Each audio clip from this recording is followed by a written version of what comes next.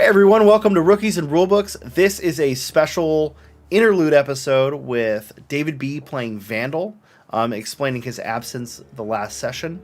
So without further ado, welcome to episode 4.5, which we're still calling whatever we called the last episode. It'll have a funky title on YouTube, but here it'll say up there whatever the normal episode title is. So enjoy.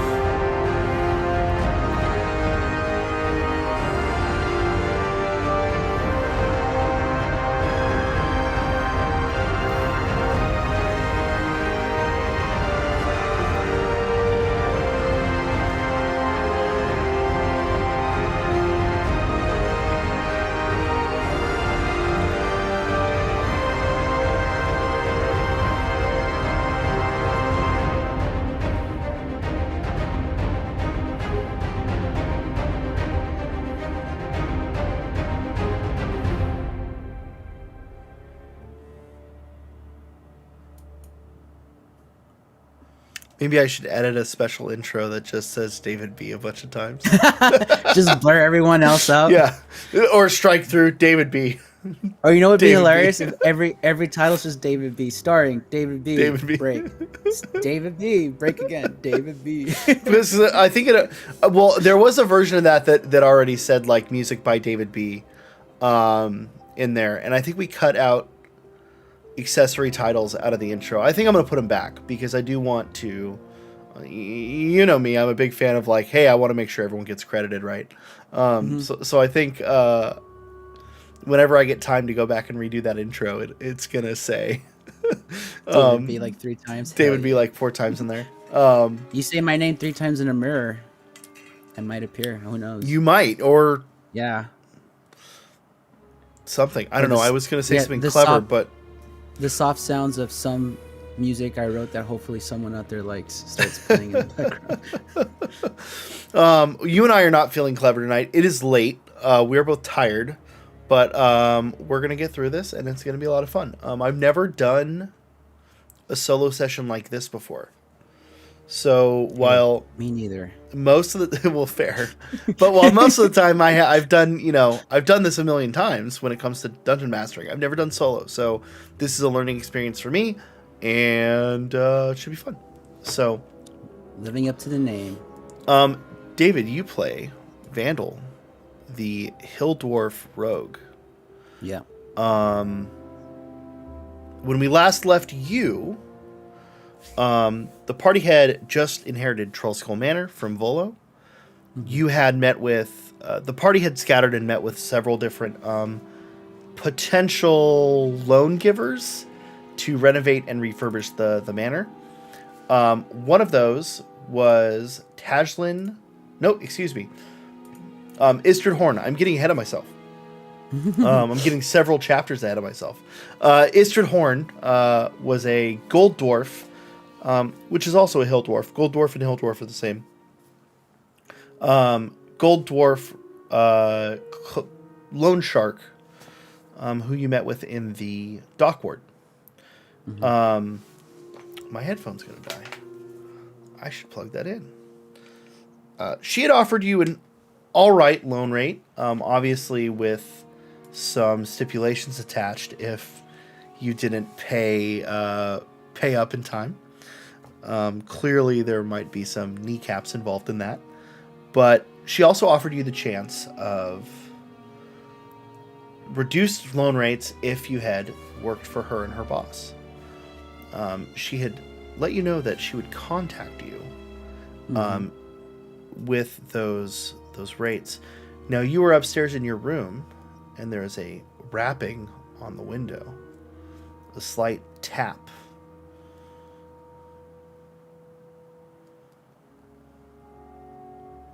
When you go to open the window, you see a small figure of a green winged snake with a piece of parchment attached. You open it up and you grab that parchment, and it says, "If you'd like to discuss, meet me at the Yawning Portal at midnight." Okay. A little bit of time passes, and you watch your party part ways, and then you head off to the Yawning Portal. Sorry, the note said explicitly, meet with Davil Starsong at the Yawning Portal. And I don't know why suddenly the music didn't pop back in. So let me fix that real quick. This is what happens. We're not doing it live. We're not doing it live. It's still gonna be. I'm not gonna cut this out. We're gonna just leave it as is. So you arrive at the Yawning Portal, and you see the usual various sort of clientele. You know, it's just before midnight. Durnan is still working the bar. It looks like Bonnie is gone for the night. Three Strings looks like he's dozing in his cups in one corner. But the one figure you do notice is Yagra's Stonefist. Alongside this vibrantly dressed half elf in his cups. Who immediately, when they see you, they both wave you over.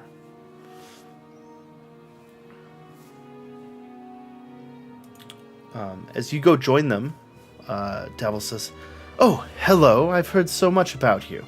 My name's Davil Starsong," and holds out his hand for you to shake.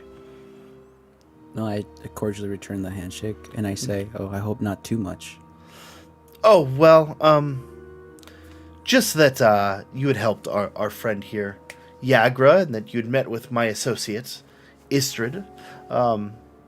You were interested in potentially some work or a loan.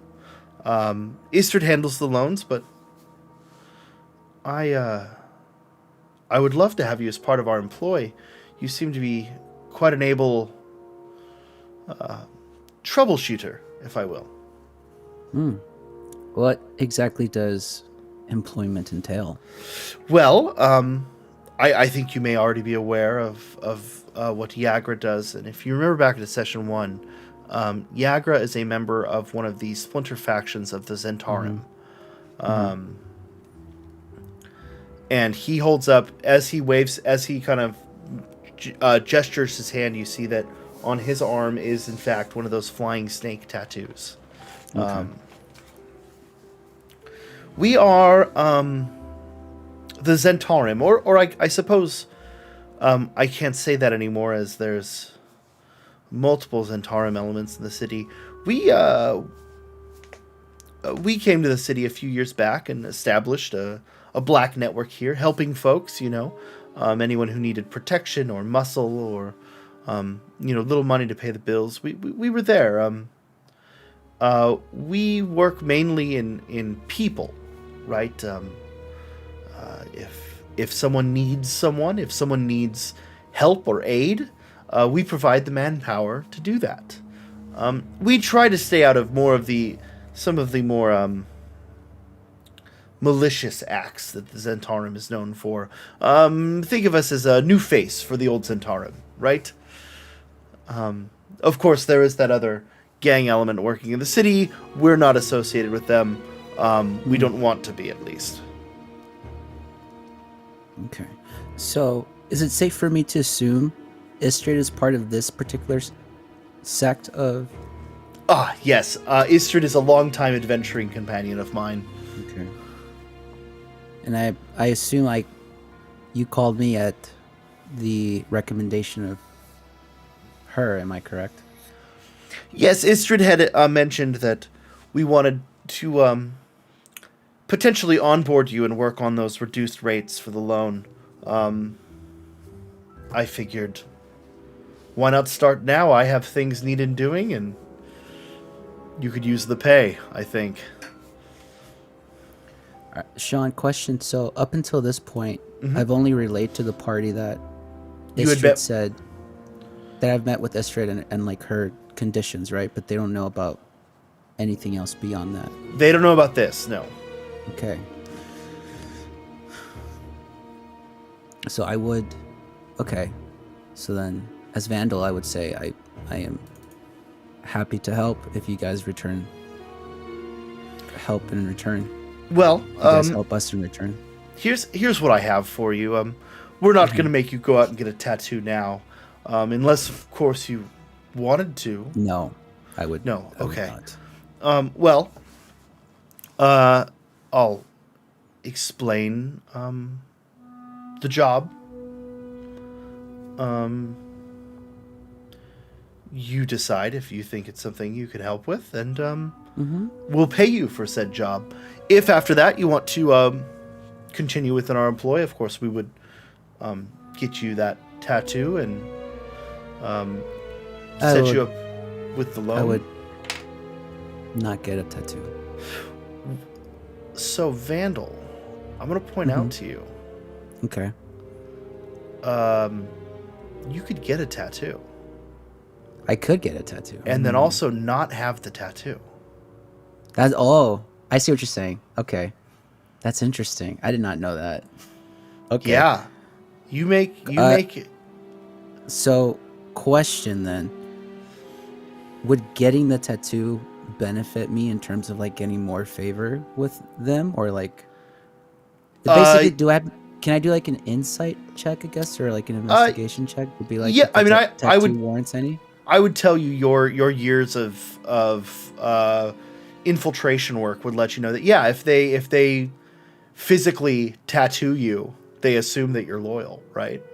You know, that's a sign of loyalty. It's a tattoo on your arm. Also, your bracers would cover the tattoo, right? So your kind of long gloves and leather bracers would cover that tattoo. So not amongst my other other things. Amongst your other abilities, your tattoo would be hidden. But yeah, if they would actively they would trust you more if you decided to take this more as an infiltration opportunity than say a actual joining opportunity. That would be I think that's ultimately what I should do as my character. Yeah. Okay.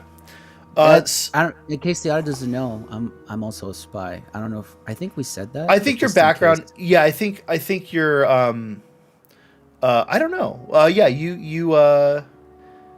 For the audience, because this will be a little bit more character reveal-y than the big 4-session. You work as a spy for House Rosnar, which I believe we have talked about on stream at some point. But I think we talked about it when we were initially building my character and then going through the stats. Yeah, but we didn't do we didn't actually air those. Oh, okay. We recorded those, but we didn't air them because I lost footage for most of That's where my head was at. I was like, I know we talked about it, but I think we talked about it. The audience knows we talked about it. I think we talked about it in your level up. Okay. Your level 2 level up video. Then that would make sense then for me to be like, sure, tattoo me. And then I could just, Do you want him to just tattoo you right now? Why don't you hear the job first? You can hear the job first. I was about to say, let me hear the job first, and then let me relay the fact that like if I do a job well done and you guys are happy with my results, I will be more than willing to get tattooed by them. Very well, and of course you may not be the right fit. We might not be the right fit for you. It's we're like I said, we're not as cutthroat as the other Zentarim. We like to do some good here. As much as you can, being a gang that hires out mercenaries, you catch my meaning. I understand. And with your passive insight, you can tell he's mostly telling the truth. He doesn't seem to be. He's not like using any. He's not really using a lot of euphemism or a lot of like, he's using flowery words, and he's got that very slick half elven demeanor to him, but he, for the most part, seems like he's on the level, and you trust Yagra. And Yagra says, "And when you're ready, I will be gentle with the tattoo." As long as you're doing it, Yagra. Davil says, "Well, the job. Someone is killing half elven and elven sailors in the dock ward. 3 are dead so far, each one decapitated by a blade in the dead of night.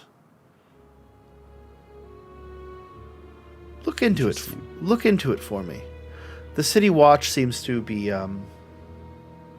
not as concerned as you would expect with this these events. And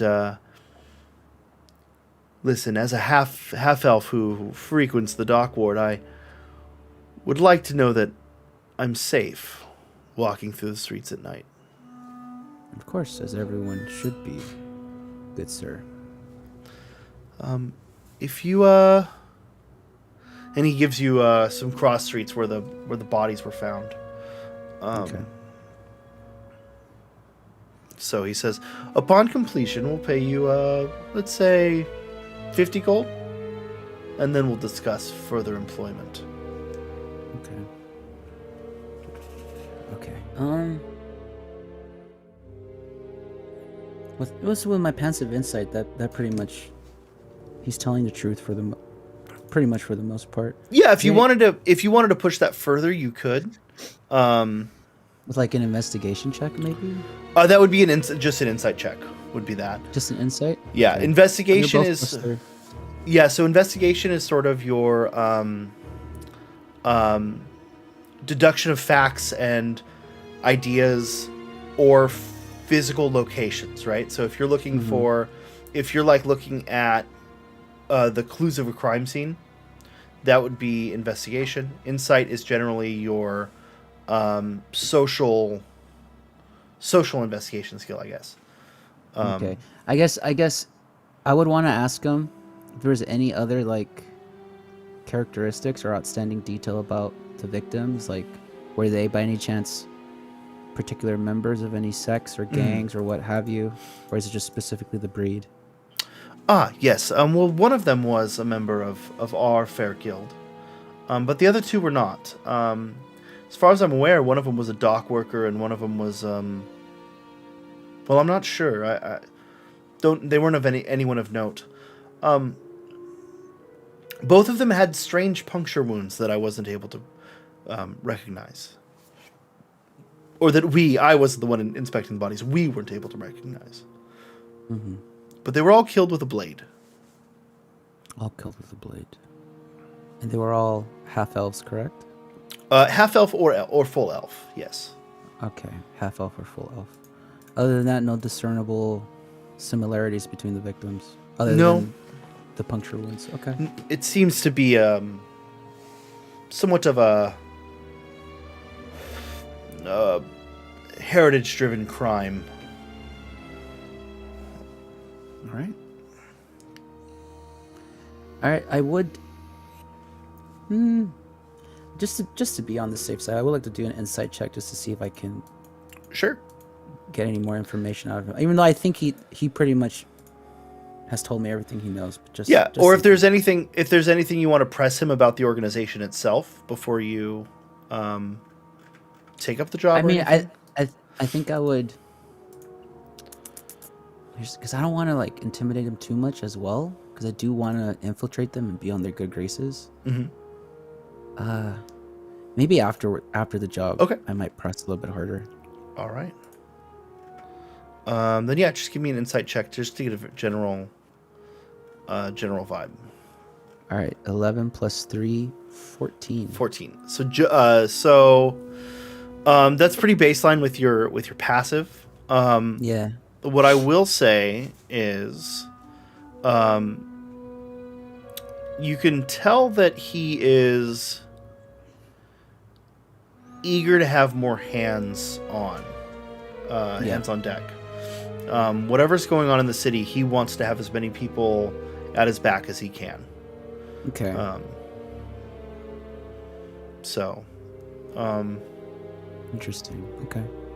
I'll probably press on more after the job, but that's good Okay. to know. cool. Yeah. So, what would you like to do as far as the job goes? What's my inventory? I have everything I need, right, on me, essentially. My Yeah. weapons. Whatever's in your inventory, generally you have on you.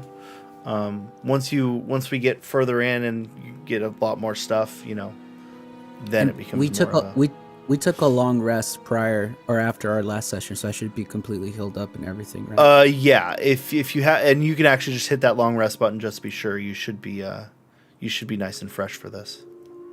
Okay. Just wanted to make sure. In that case, I'll head straight to the docks. I won't let my party know. Okay.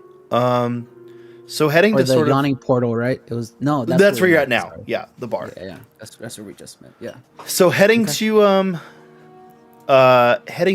the dock ward. One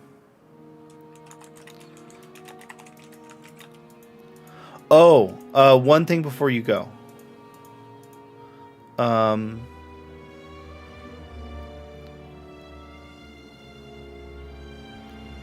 He lets you know, and I will have another agent in the area in case you need any assistance.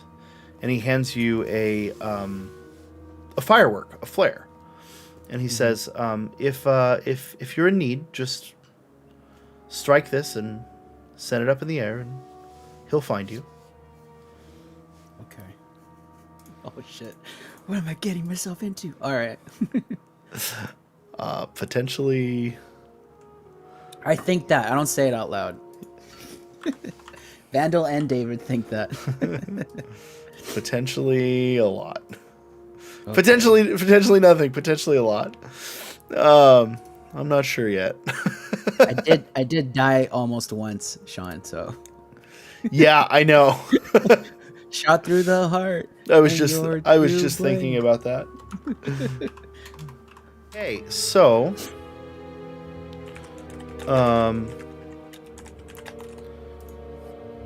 you make your way to the dock ward, and to the area that he had indicated. It is currently sometime past midnight, probably 2 a.m. It's pitch black down here. All the candles are out. There's a few candles here and there. Just the moonlight off the water reflecting is what you have for light. Luckily, I think you have dark vision. Yeah, I do. Okay, so that is enough I think for you. all of us do, yeah. Yeah, you might be right. Oh, you know what? You might not have dark vision. I might be wrong about that. You might not have dark vision. Right, I don't see it on the sheet anywhere here. I just assumed you had dark vision. Yeah, I don't. You know what? Now that you mention it, I don't see it anywhere either. Because dwarves have dark vision. Uh-oh. Think about that, audience. Dun dun dun. But you do not have dark vision. No, I do. Yeah, you do. But it is enough light for you to see all right by. You go towards, so you're basically on this, almost on a boardwalk, right? You've got the street you're walking down, a row of houses and homes, several of which are abandoned, a couple warehouses here and there, and then open water with a few docks and some ships there being loaded, currently not being loaded, but that are either set to be loaded or unloaded in the morning. How would you like to approach this? What would you like to do? I'm assuming like the bodies and stuff were already cleaned up or taken, yeah. Okay. But you know their locations. You know their approximate areas they were found. Okay. I like to go to one of the areas, do an investigation check, see if I can see any like tracks or any weird scratches or anything? That Certainly. So roll an roll me an investigation check. Excuse me. Ooh, nat 20. Let's go. Nat 20. All right. So you're investigating the scene of one of the murders where the first body was found, which was the Zentarum agent. You do spot a little bit of dried blood on the cobblestones. He's off to the side of the street near one of the warehouses, or at least where the body was. You notice a couple things. You notice there is a puncture hole in the side of the building, about this big, with splintered wood. No sign of what made that. And there is some evidence of foot traffic through one of the alleys that doesn't match the main thoroughfare here. The foot traffic, you wouldn't be able to recognize anything from several nights ago. The first killing was about a week ago. You wouldn't be able to notice any evidence from what was, from that main thoroughfare. But this alleyway has very limited foot traffic. From what you could see. Give me a survival check. And survival is sort of your tracking. One of the things that you could use survival for is your tracking ability. Okay. 14 plus 1, 15. Oh, that's great. Okay. So you notice 3 sets of footprints. 2 of them are the lighter gait of elven footprints. Mm-hmm. And one of them is the much, much heavier gait of a half-orc. And you actually think you can place these footprints as Yagra. Interesting. Okay. So they probably investigated the area. At least she did with somebody. Yeah, that would be a good guess, is that it's potentially investigating the area. Okay. And there's a hole, you said, on the side of one of the warehouses? Or is it like on a fence? On the side of one of the warehouses where, like behind where the body was said to have been found. Okay. Can I look through the hole? Certainly. Peeking in, give me a perception check. This is going to be with disadvantage because the interior is not lit.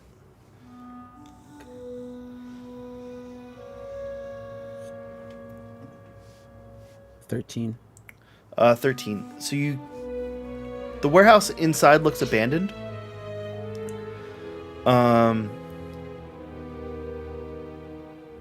What you do see is that it does look like it's splintered outward from inside the warehouse. Mm-hmm. And there's also a slight window viewing this spot. But you can't really see inside the warehouse to assess anything beyond that. Okay. Due to the light. Is the window located like above the hole or right next to the hole or anything like that? About a foot to the left of the hole. Can I enter through the window and investigate the warehouse? Yeah. Go ahead and give me a Thieves' Tools check to get the window open. So Thieves' Tools won't be on your skill list. Yeah. There's something you get for Rogue. So whenever you do Thieves' Tools, I'm going to give you the ability to use. And you'll just pull off your main stats up at the top. So this will be Dexterity Thieves' Tools. So it'll be Dexterity and then plus... so roll a d20, add your Dexterity, and then add your Proficiency, which is 2.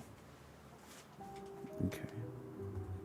So my Dexterity is plus 3 and then Proficiency plus 2, so plus 5. Mm-hmm. What? 19. All right, perfect. You pull a little crowbar out of your Thieves' Tools and a little bit of oil to put on the hinge, and you just pop it right open. It slides open silently. All right. I enter the warehouse, and I also have, because I can't see that well, can I do like an insight check or some type of perception check to make sure no one's here? I know it's dead of night, but just in case there's like no guards or nothing like that. Yeah, give me a perception check. With that one. You don't. It was giving me too many good rolls. You don't quite notice. So you don't notice anything, right? You don't hear anyone. You don't see anyone. doesn't mean they're not there. But you don't see any signs of it. So I want to real quick about thieves tools.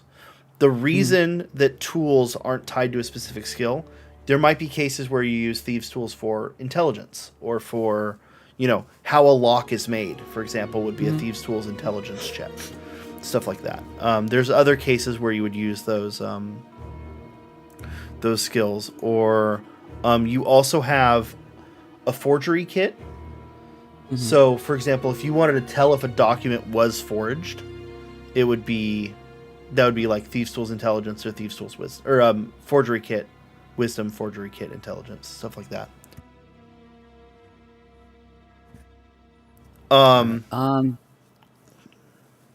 Question: what would emit more light, the lantern hooded or a candle? So a hooded lantern is specifically a lantern for trying to be sneaky. Okay. So it is. It does cast dim light in a 30 feet area. Excuse me, bright light for 30 feet, and then dim light for 30 more feet. So 60 feet of light. Yeah. If you put the hood over it, it reduces it to 5 feet. So basically, if you wanted to be able to just see the area immediately around you, that's what the hooded lantern's for. A candle will just, by base, shed 5 feet of bright and 5 feet of dim. So 10 feet total. Okay. So, but if you want the hooded lantern is like specifically for thieves and burglars and stuff, where you can have the bright light when you need it, or you pull like a screen over it and it is soft light. I'll take out the lantern hooded just so I can look around, specifically the area where the hole is. Certainly. So it definitely looks like something went with force through this side of the wall. But nothing else like right where that hole is. What you do notice is a little ways off there looks like there's a pallet with some padding and like a blanket, what looks like some cast off ration scraps, like some sort of meat stick and other sort of dry rations that someone was eating here. So someone was here, it seems like. When I look around, do all I see is just the rations in the blanket? If I look underneath the pallet or the blanket, there's nothing there? Roll an investigation check. Oh, wow. 7. That's with 7. the +3. Here we go. So the one thing you find a that doesn't look like it fits with the rations. It looks like almost like, when you go to not a fast food, but like a quick serve restaurant, and they give you like that little plastic wrapped, it's got a fork and a knife and a napkin and the salt and pepper the packet. utensils. Yeah, the utensils packet or whatever. Yeah. It looks like a big version of the pepper packet. Right? So it's like it's like paper and it's torn and it's got like pepper in it. Interesting. Crap. Okay. So other than that, just a large pepper packet, some thrown away goods, a blanket and a pallet, and a hole in a wall. Yeah. How big is this warehouse? Can I investigate the rest of it? So yeah, and remember, I'm only showing you what's immediately around you because of that lantern. As you sort of give me a stealth check to see if you can remain unnoticed in here. All right, 14 plus 5, 19. 19. So you are very stealthy. So stealthy, bro. As you sort of pull that lantern hood up a little more and shine through, you see there is similar to that first warehouse you guys were in the dock ward. There is a second floor. There are a series of old, discarded boxes. Most of them empty. But yeah, it looks like it was for the most part abandoned. The one thing you do see is there is a back door through here.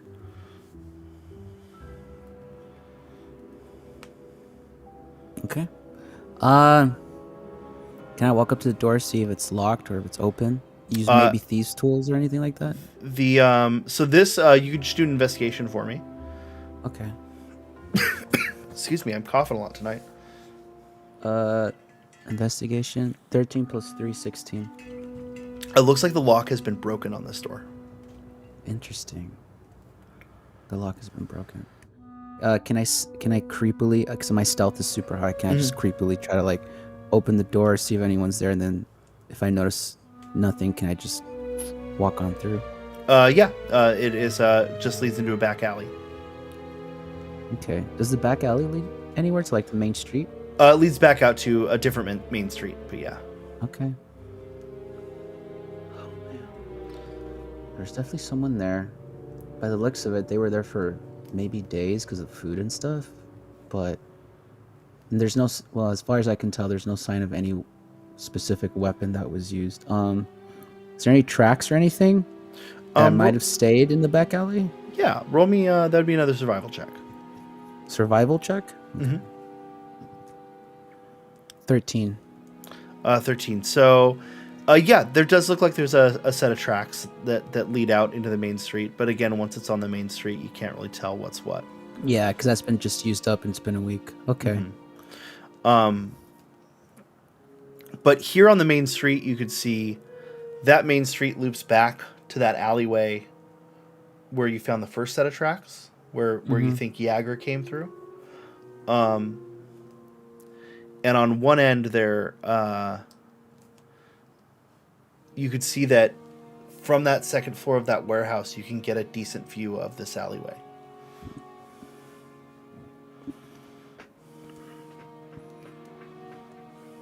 Excuse me. Is the entrance to the second floor outside or is it only inside? Because like the last building, it's back the way you were, inside where you were.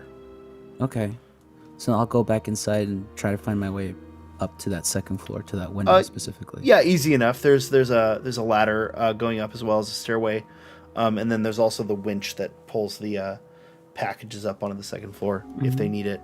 Yeah, there's an old shattered out window. Here you notice that looking through this window, you could see two things. So you could see that alleyway where you saw Yagra come through. You can also see another street corner where the second body was found. And there's nothing on the second floor near the window? Like there's no like blanket or food rations or whatever? No blanket or food rations here. You do see another one of these pepper packets. Huh. Okay, so it's like a vantage point for two of the victims. There's a third one. Do I know where the third location is? Would it be visible where I'm at? You do. It's not visible from here, but it's not far from here either. Okay. Huh. So potentially they would have been able to see them walking down the street from one of these two vantages. Yeah. But based on location, it wouldn't have been possible to take them out from here. Like, can I see like a clear like? No, you don't think so. Yeah. Interesting. Okay. Can I just check out the rest of the second floor, see if I find anything else, maybe in some corner or something that might help me? Yeah, you do find so I'm just keeping your investigation rolls forward. You do find what looks like some more food rations that are there stockpiled. Okay. That's all I find, right? The food rations, the blanket, yeah, the giant pepper packets. Otherwise, it's pretty much an abandoned warehouse with some empty boxes and stuff, and a broken window, and a hole in the wall. Interesting. Okay. I'll go to the third location and investigate that. Yeah. So basically, to get to the third location, you go to where the second body was found, and then make your way from there to the third. Is like sort of the best, most direct route.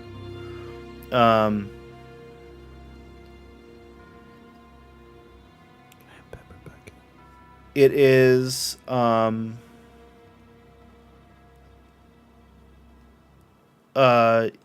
much like the first scene. There's some dried blood there, and remnants. There's no evidence of a hole in the same way there was the first time. Roll me another investigation check. Okay.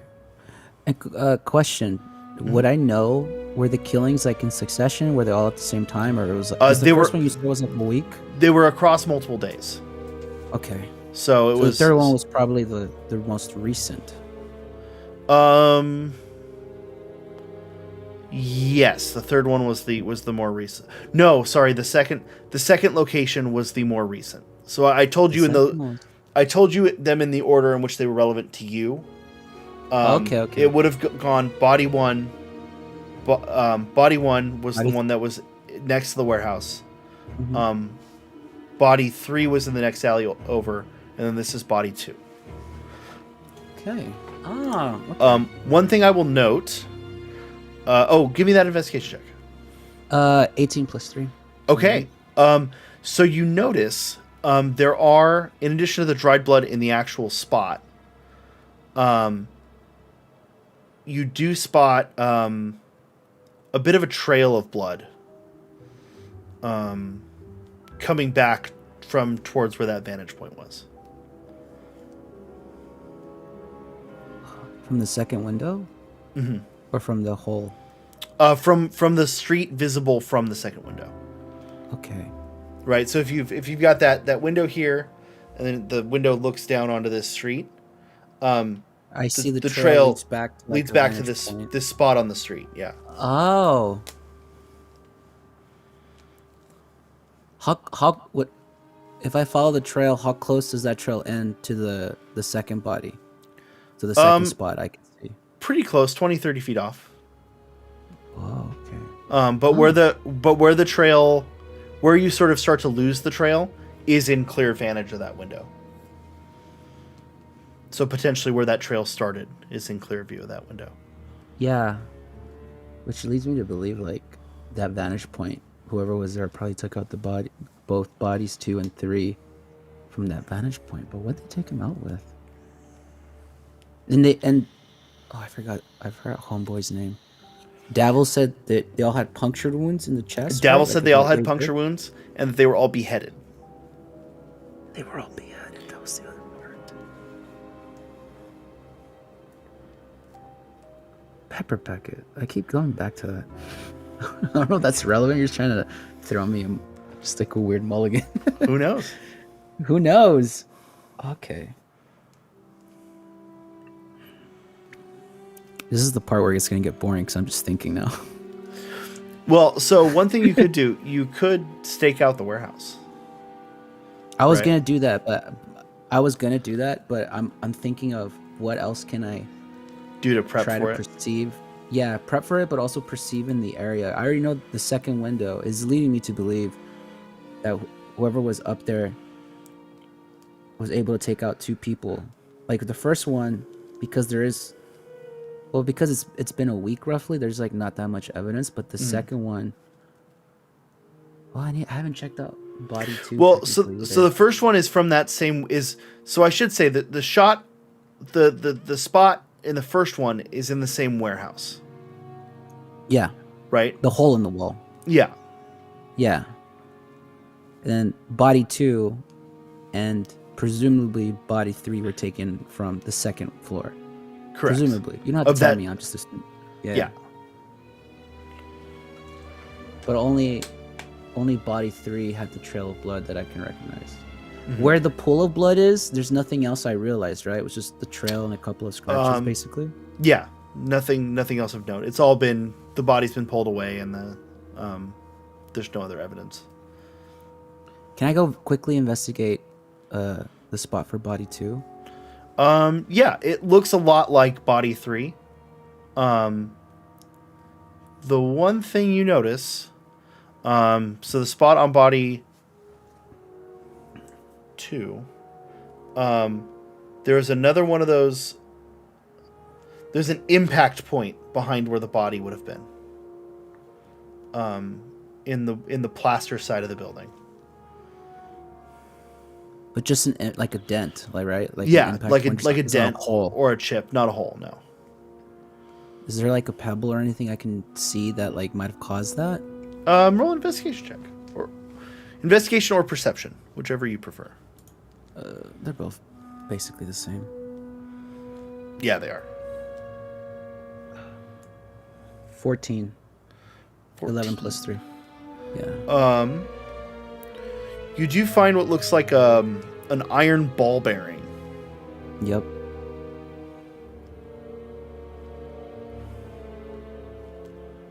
Is there any like That's lodged. blood, rust? It's lodged in? There's blood on the iron ball bearing. Okay. Yep. So now I'm starting to think that the large pepper pack's not really pepper. Not It's really gunpowder. Not really pepper. Well, 7 investigation will do that. Now my mind's going, wait a minute. That wasn't big pepper grains. All right. So they were shot. They were all in the chest, right? You're not sure. You're not sure. Puncture wounds. Yeah. Yeah. It's safe to say 2 of them were like basically an instant kill because they died on the spot. One of them was able to walk for a bit before they died, or collapsed at least. Mm-hmm. Huh. Okay.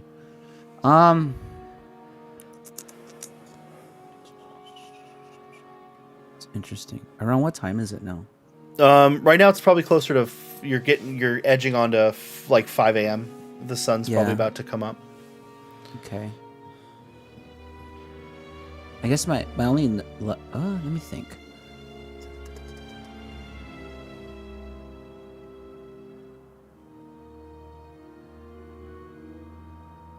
Yeah, I guess my next logical step would be to go back to the warehouse and stake it out, hide in some corner or something where I'm not easily perceived. All right, give me a stealth check.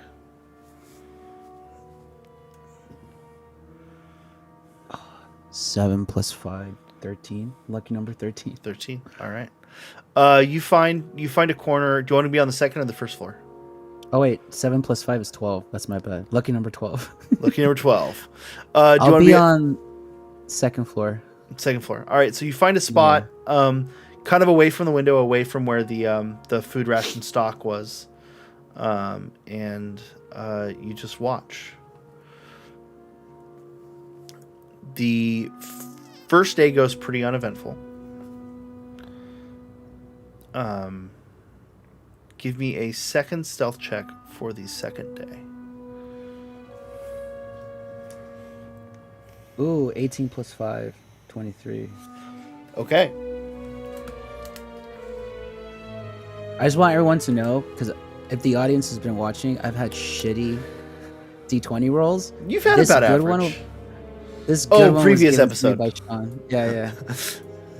No, I've been this is a miracle D20. This is never going. That is a good D20. Yeah, this is a good boy. You say that now, and we'll see what. It's gonna eventually the luck will wear out. Yeah, the luck always runs out. Heart of the cards, bro. I believe in the heart of the cards and the heart of the die. So on the second night, around midnight, as the streets around sort of begin to calm down, become a lot quieter, you hear that back door slide open ever so slightly, and you hear footsteps climbing the stairs up to the second floor.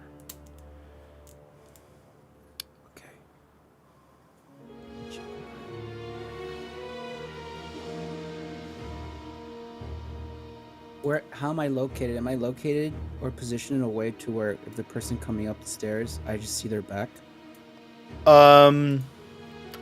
You would see their side profile. You're hidden in a way that you can get a decent view of them without them getting a view of you.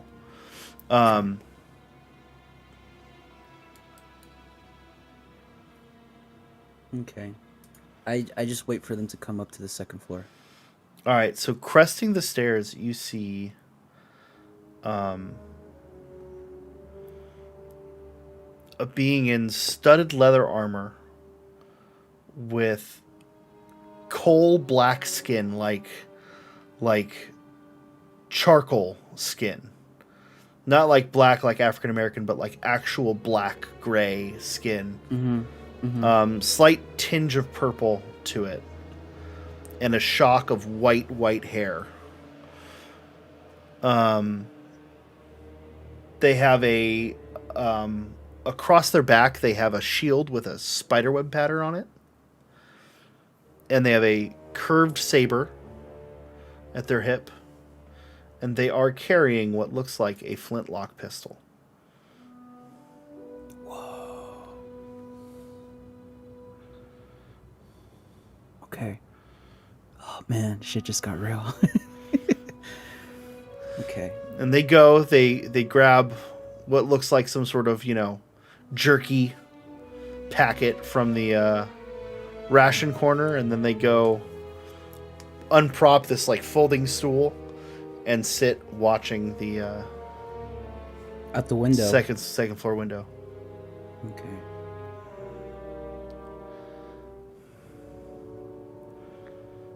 And they're just sitting there just eating the dry meat, right? Just like Yeah. chilling essentially. Okay. Mm-hmm. Interesting.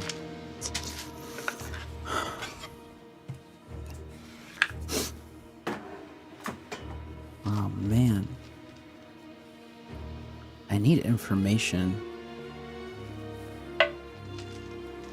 What can I do? I have sneak attack, but I don't want to attack them. That's the thing. Is there a way? Screw it. Can I come up behind him, put like a sword to the throat, Yeah, and like use intimidation to start gathering information about who this guy is and what he's doing here? you certainly can. All right. Do I need to roll anything for that? I No, have we already intimidation for we him. we already got your stealth. So Okay. what do you say to him?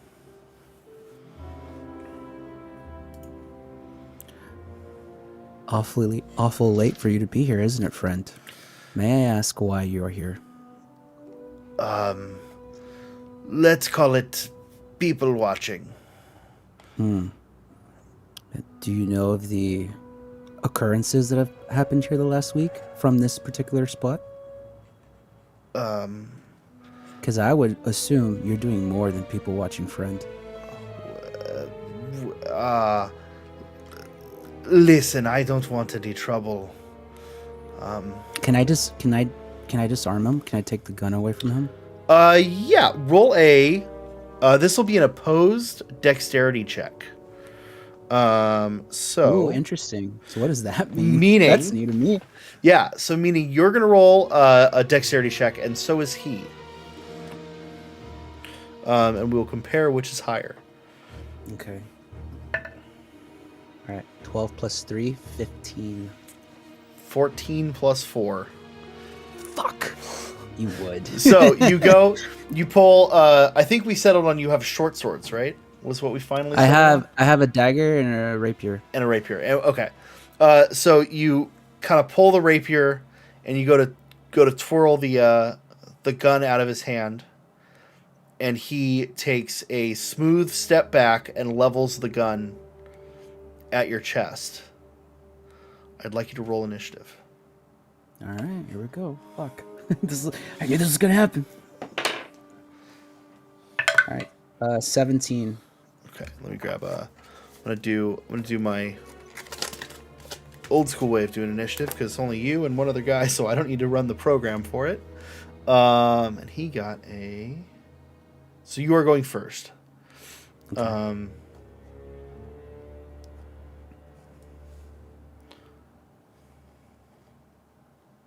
We talked about this, but you're gonna need to refresh me. But let me ask once you're done. Okay, because I have both sneak attack and 2 weapon fighting. So this is the thing that we were trying to decide with your character, with the weapons. So 2 weapon fighting, you cannot use a rapier.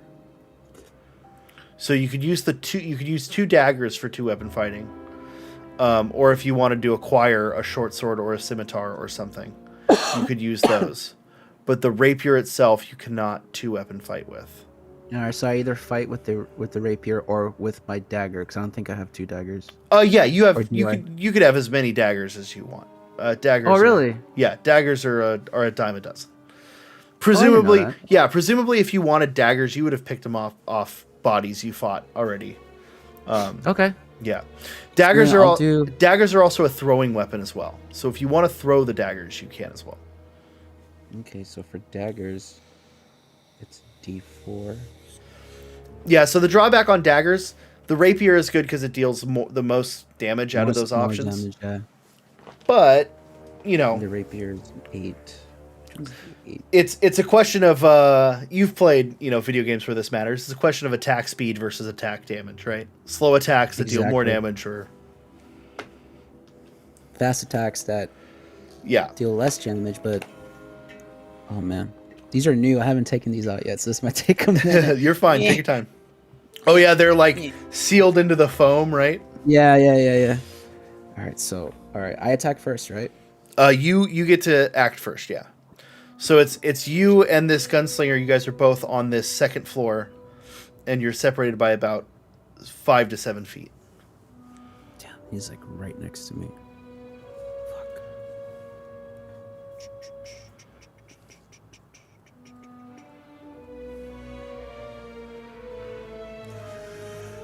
All right, I'm gonna use the rapier. Okay. And just hope for the best of luck. It's a D8 plus 3. So first you're gonna roll a D20 to see if you hit. Oh yeah, that's right. All right, 13. 13 does not hit. However, you do still have your inspiration from last session. I literally was just thinking that, so I'm gonna use it. Okay. Bye inspiration. Come on. All right, here I go. Oh boy. It was a 9. Okay. So Yep. you take a solid strike at him, and he parries it with the gun.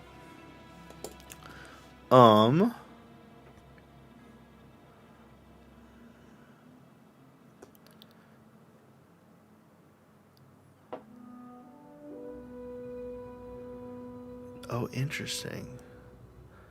This does not say that does that, but it would. So he pulls out one of these pepper packets and pours it down the barrel of his gun, pulls back the hammer, and is going to take a shot at you. This will be with disadvantage because it is dark. And thank God, because the first roll was a nat 20. So How dare you, Sean? so the shot does go wide, still rebalancing himself from your rapier attack. He is then going to let's see, what can he do here? He is then going to attempt to move away from you. So if you'd like, you can take an opportunity attack. Okay. Do I need to roll D20? Yeah, so it'd be just like a normal attack. Okay. Well, 4. I did speak too soon. Okay. So you swipe wide, and he leaps off the second floor. And takes a little bit of damage doing so. But he has cleared the distance from you. How far is he from me right now? Just straight overland distance is about 20 feet, but he's an additional 15 feet down. So whatever that is diagonally. I don't know. I don't math that. It's a lot of math. Let's call it just 30 feet. Would I be able to shoot at him with my short bow? Yeah. Oh yeah, you're way within short bow range. Okay, then is it my turn? I'm sorry. Yeah. It is your turn. All right. I'm gonna try to attack with the short bow then. All right, go and make an attack roll. Yeah, short bow is range 80. Range 80 at normal, and then you can shoot it up to 320 feet. But you have disadvantage beyond 80. Okay, it's 16. 16. 16 just hits. So go ahead and roll your D6. Yeah, D6 plus 3. All right, hold on. All right. And in this case, I am going to give you sneak attack, so you can add whatever your sneak attack is. I think it's 1d6 to that. All right, so 2 d6s and then 2d6s right? plus 3, yeah. All right. Oh god. All right, 5. And then sneak attack would be 2. So 5 plus 2 plus 3, 7. Okay. And then do you want to move or stay where you're at up on the second floor? And remember, you also have that cunning action. What does cunning action do? I forgot. Sorry. So, no, that's fine. That's why we're here, right? So cunning action lets you take dash, disengage, or hide as an action. Or as a bonus action, right? So you have on your turn, you have a move, a bonus, and an action. Cunning action lets you take any of those as a bonus action. If you would do me a favor and refresh your page for me. Yeah. My D&D one? D&D Beyond, yeah. Okay. Is this working? Hold on.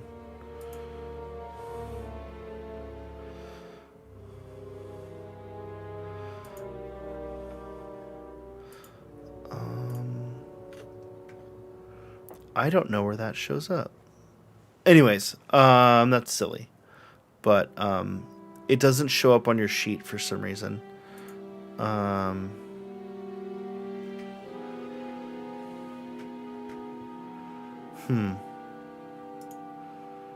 Why is that not showing up?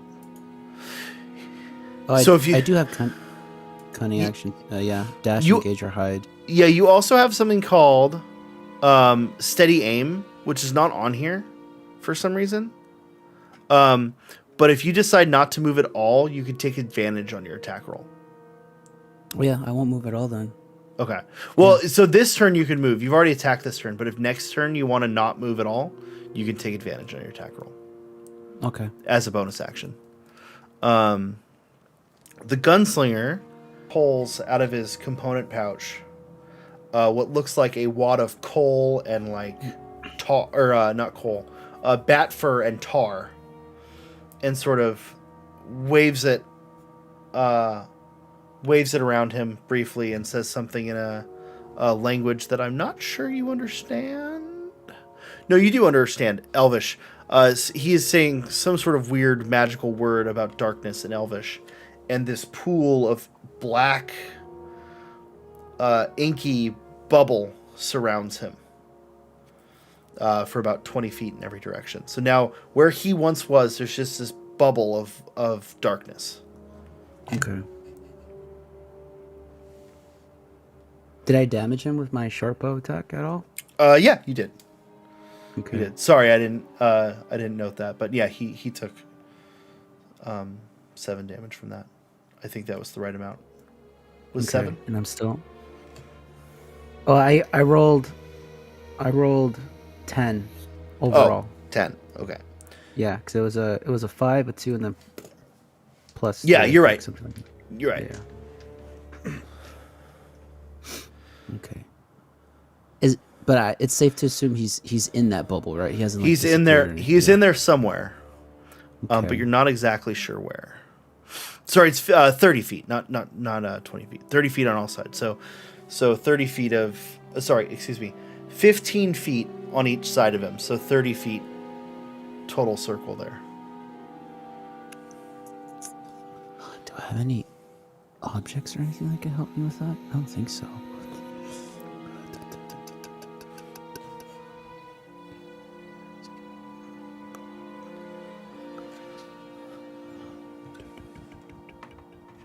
Okay, shoot. I gotta go after him because I need to find out more. All right. It says action is search. Can I search inside for him, or is it just pitch black? Yeah. So if you wanted to go down there, you could physically search it. Okay. Would be how you did it. Okay. I'll do that. But that would. Okay. So you make your way down there. Do you want to leap or you want to walk around towards it?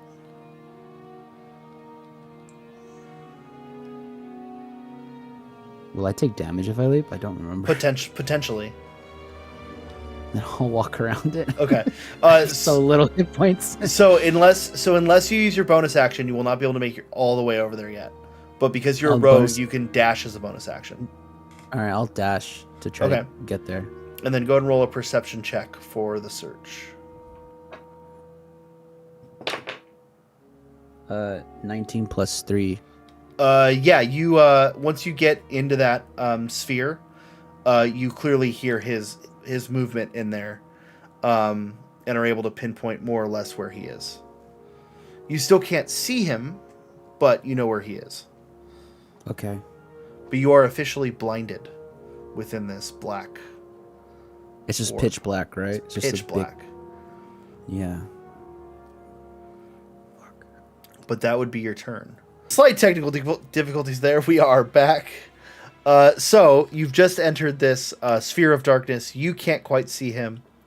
You hear him rip open the packet, load his gun, and he's going to attempt to take a shot at you. And that will be a... Oh, I lost his sheet. Hold on. So that is a 13 to hit. Okay. So what is your armor class? 14. 14. So he just misses. Because he is also blinded within the sphere of darkness. Interesting, okay. Then you hear him move somewhere. Is it safe to assume it's within the sphere? It sounds like he moved back towards the back door. Okay.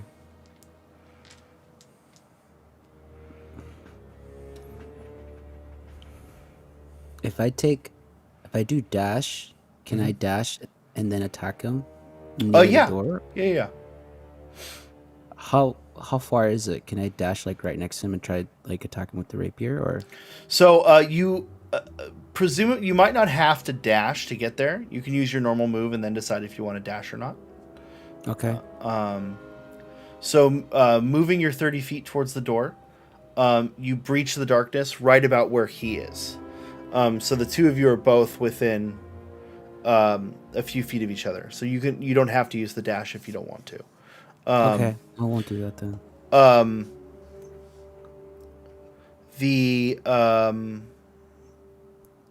But yeah, he's about 10 feet from the door, and you're just behind him. Okay. So his back's to me. Is that his back is to you? If you want, I will let you use your bonus action to hide if you want, and then you can take the sneak attack bonus for that. Yeah, I'd like to do that, please. So roll a stealth check for me. All right, stealth check. Yeah, so that bonus action hide or the bonus action steady aim are both really good ways to get your sneak attack off. All right, 10 plus 5, 15. 15, which beats his passive perception. So then you can make the attack with advantage. Okay. Because when you attack from hidden, you can get that advantage, which gives you sneak attack. And advantage is I just roll 2 d8s? Roll two d20s and take the higher. For initiative. Yeah. Okay. All right, 11. 18. All right. And let's see on this. Oh, so it was 11 and 18. Okay, so 18 hits. Yeah. Okay. And then go ahead and roll damage and add your sneak attack. All right.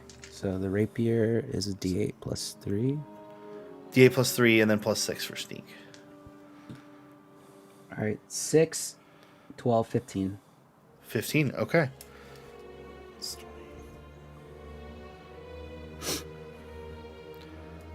All right. And that's your move, your bonus, and your attack. He turns to you and says, I don't want to do this, but you forced my hand. Pulls another packet, loads the pistol, spins towards you. That's gonna make another attack.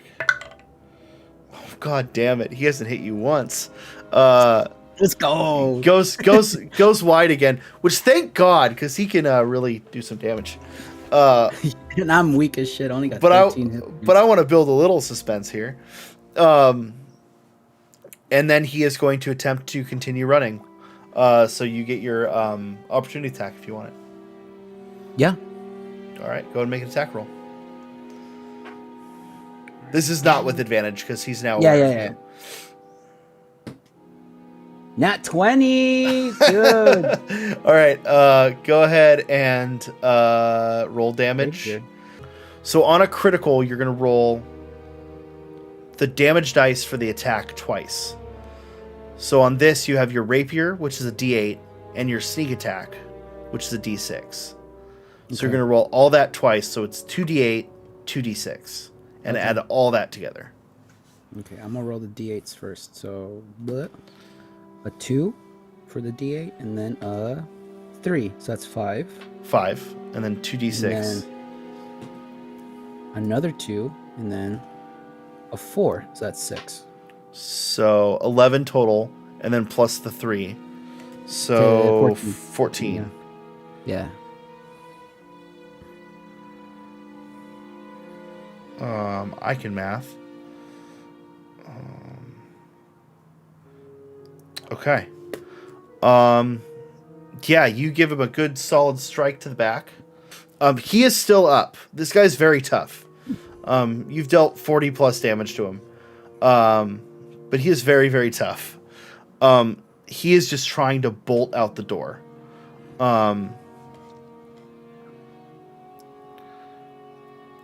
It is your turn. Okay. Dang, 40 plus damage, and he's still good. Fuck. I mean, he is running. He's good, but he is running away.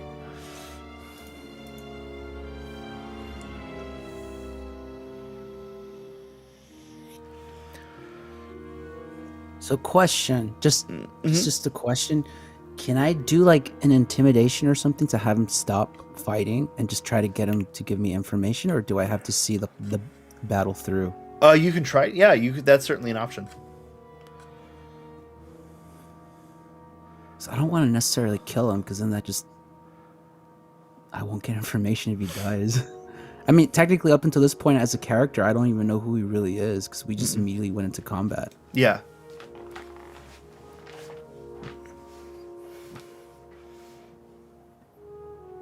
I'm gonna try to do intimidation. Okay. What do you say? I yell at him, like, this only ends one way. Stop now and let's discuss. Okay. Roll. I will also let you roll persuasion if you prefer. I think you are trained in both. Yes, persuasion, because persuasion's a +7. Oh yeah, persuasion you have expertise in. Yeah. Fuck. It's a 2. +7 is a 9. Well, we keep fighting him, but all right. Okay. I will give you advantage due to his condition. So I'll let you roll that again. 12 + 7, so that's 19. 19. Okay. He drops the pistol, spins around, and draws his saber, his curved sword, and just holds it out towards you and says, "Don't come any closer."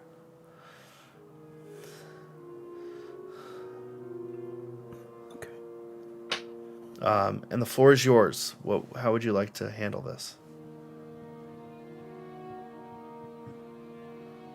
I just want to talk to him. So I need information. I'm still armed too, right? If he's armed, I'm like holding my weapons too, like, so it's like at a standstill essentially. Yeah. I just want information. What are you doing here? What is your purpose here? Who are you? Basic questions like that. I am hunting. For what exactly? Easy prey.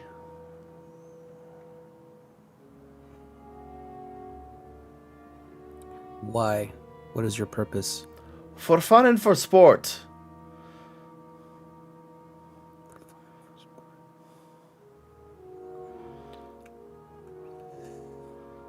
So long have we lived in the shadow of the surface elves.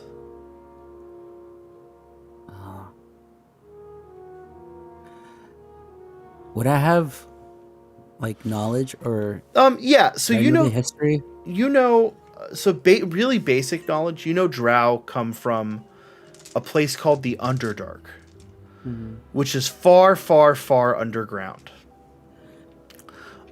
If you'd like, you can roll either a religion or a history check to see if you could know any more. Okay. They're both +1. Okay, so whichever you prefer, just tell me which one you're rolling. It was history and religion, right? Mm-hmm. Interesting. Well, let me roll it first. Okay, so 12 plus 1, 13. Let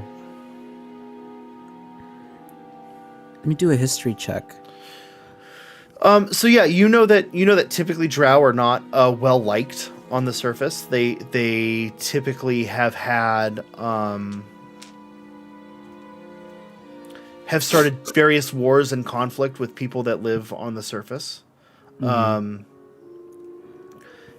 lot of that has to do with enmity with the elves. They are as a type of elf that is not welcome on the surface. They're like allergic to the sun. Okay. So it seems like what you can glean, this guy has a personal vendetta that he is trying to solve. Like he has animosity towards just surface elves in general. Right.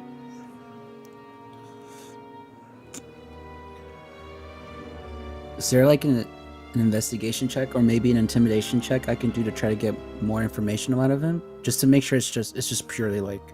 I mean, you can just ask him. So you can ask him questions and then something that we've been getting wrong, not really been getting wrong, but something that I haven't enforced in other sessions yet is typically you'll tell me what you want and then I will tell you what to roll. Right? I got you. Okay. So that's one thing that has been that, and it's mostly because we're still learning. I haven't really enforced it yet. And I will also tell you, expert players get that wrong.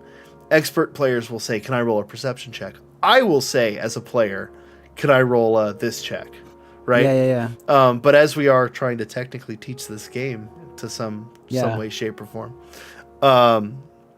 so what would you want to ask him? All right, I'm gonna ask him if he's working purely of his own volition, or if he has any types of accomplices or partners in this. So for that, just them. For that, just roll straight charisma. So just add your charisma, no bonus. So +3. Okay. 5.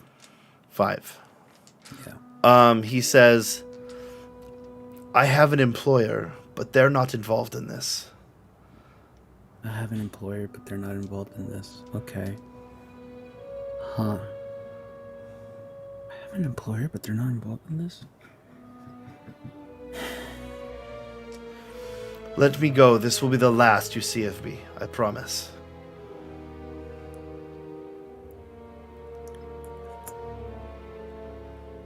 Can I officially ask him what is your name? Yeah, sure. Do I have to roll like an intimidation check or like persuasion check? Yeah, if you could use one or the other, whichever one you want.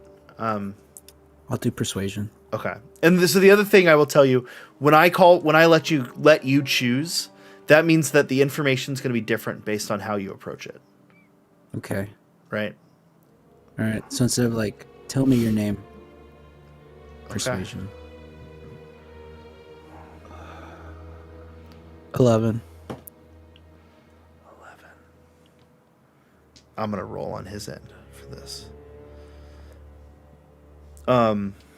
So this is fun. I have these dice, which are high variance dice. It's 20-sided die, but it's got multiple 20s, multiple 1s, multiple 19s, multiple 2s and 3s. It doesn't have any middle numbers. Boo. That's why you get such good rolls. So no. I don't. I always say when I'm going to roll this, right? I don't ever roll it without saying. What I'm saying, basically, when I roll one of these, this is not a D&D roll. This is just a cool die that I have for stuff like this. It basically means that it's either gonna be really good or really bad, right? I don't want to roll in the middle on this, right? Because you rolled an 11. I'm trying to balance that out. I want to see what we get. Knowing my luck, it's gonna be a 20. He got a 20. I told you. What did I fucking tell you? All right.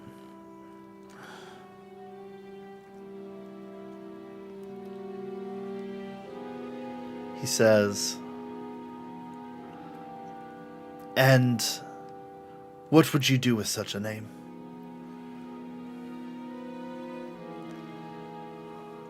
I have an employer too, friend. My employer asked me to seek you.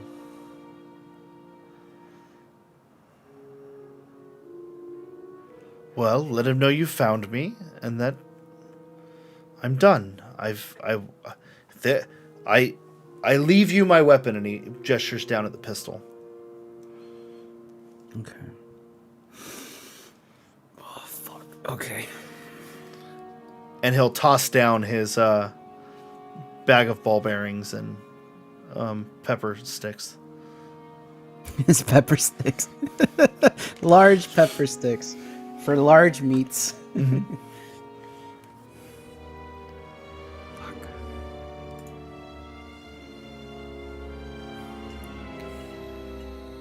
Well, I was asked. This is where my mindset is, just for the audience to be clued in. I was asked to find him. I was never really asked to retrieve him or bring it back. The implication was to stop the killings. Yeah, stop the killings. All right, I'll ask him like, how can I be reassured that this is the end of it and you won't come back? And actually, you were just told to look into it. You actually weren't even necessarily told.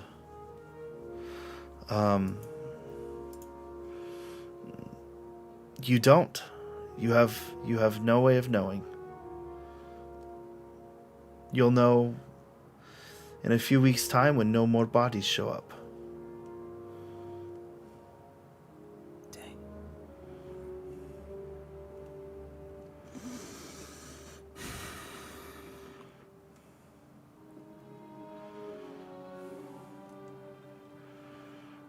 Okay. I don't put away my weapons, but I lower them to my hip, and I just let him know I would watch you leave. Okay. And don't you dare come back.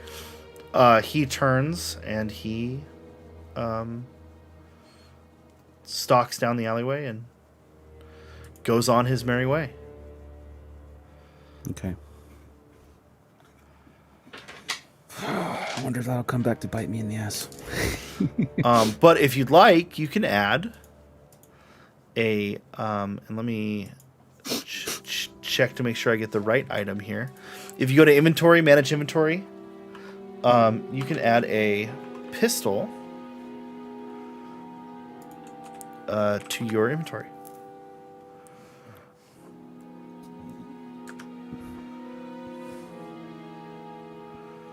So I go to inventory and just search pistol? So go to inventory, and then to the right of the search bar, it says manage inventory. Oh, okay. Click that, and then search pistol. Got you.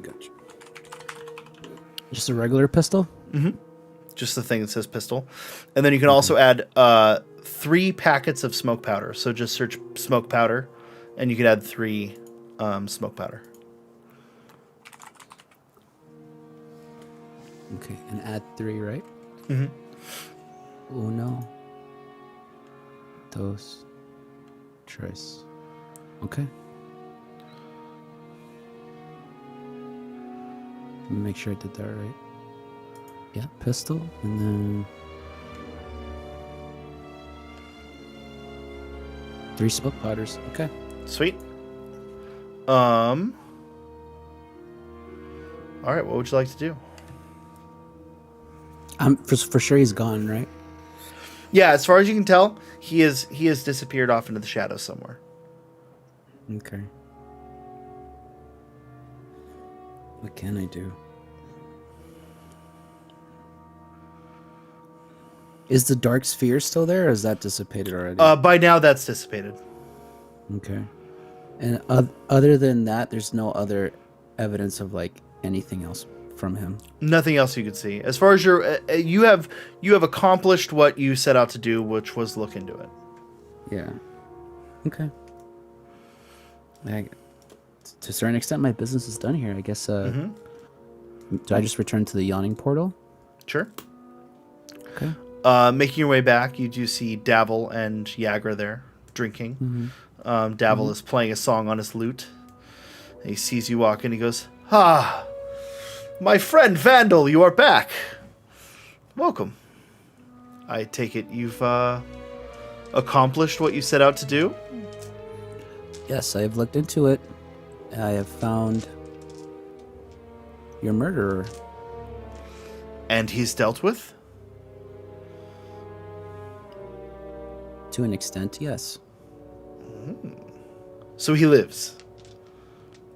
To an extent. Tell me of him. Tell me the tale. I forget what they're called, but he was a drow. Dark elf.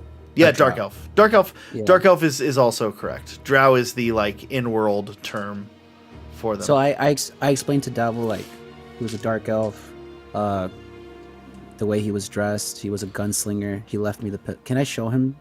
Yeah. The pistol as well as like he left me this, and I show him the pistol specifically He to see if we can glean anything out of it. picks it up. He goes, "Ooh, Lantanese make. How fun! Fun little toy for you." And he hands it back to you. Okay. So he identifies it as being from Lantan, Lantan, which is a nation, I think, to the south, if I'm not mistaken.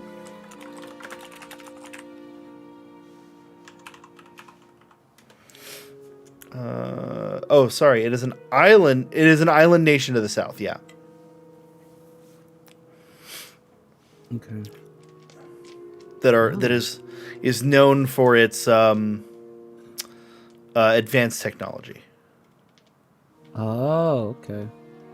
Lantern Nation to the south. And I'll also relate to Devil that he mentioned an employer, but he didn't say a name or any indication of what kind of employer it might be. But that he was apparently working of his own volition. Well, if he's Drow, he's most likely part of the Bregendareth, which are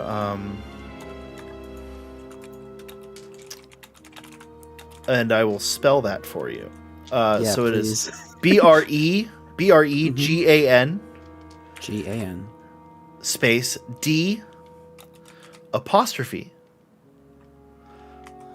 AERTHE. Dareth. Okay.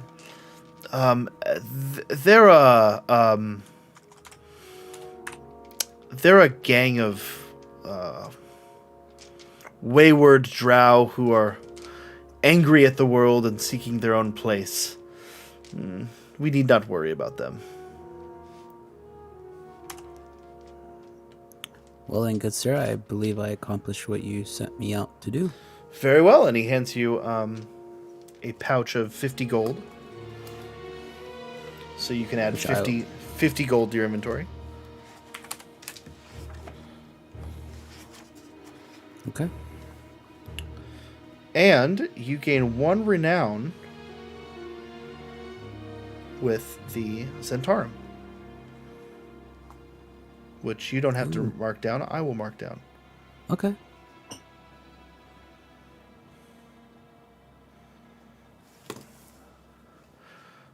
So how's about that snake tattoo? Do you believe I would be a great asset to the organization? I think you've found out the information I needed. Presumably you've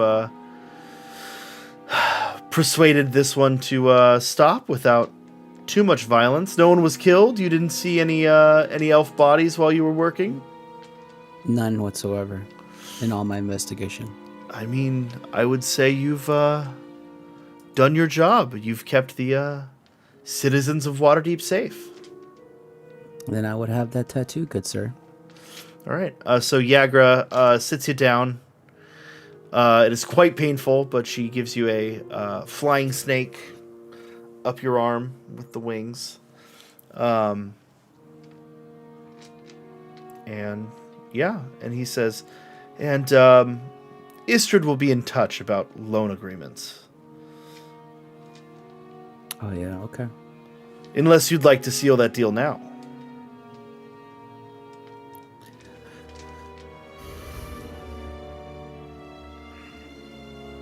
I need to talk to the party about that. I have no idea what they've done. Right, that's the point. That's the point. We can make it happen. You could return, money in hand, ready to go. 2,000 gold richer. Or the other option would be like she'll contact me eventually. Mm-hmm. I'll wait for her to contact me eventually, and I'll go relay the information to the party. Very well. when I see them. If you need it sooner, contact her or myself, and we'll make it happen. I appreciate that. Thank you. All right, and that's where we'll call it. We'll leave it there for now. Vandal is 50 gold richer and a rare weapon. Maybe eventually 2,000 gold richer. We'll see. Maybe eventually 2,000 gold richer, and he's got a cool snake tattoo. Yeah, or do I? Dun dun dun. Just roll up. Hey guys, look what I got. Bro, look at this sick tat, bro.